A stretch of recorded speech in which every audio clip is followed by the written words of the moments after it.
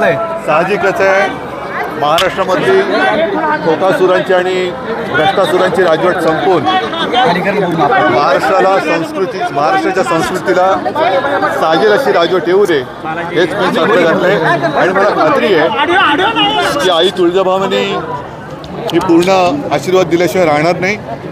बाकी आणखीन काय म्हणा, विनोद तावडे जे आहेत पैसे वाटताना सापडलेले आहेत. संजय राऊत साहेबांनी पण ट्विट केले भाजपचा खेळ खाल्ला. असं आहे की आत्ता तुळजाभवानीच्या दर्शनाला येताना देखील माझी बॅग तपासली गेली. एक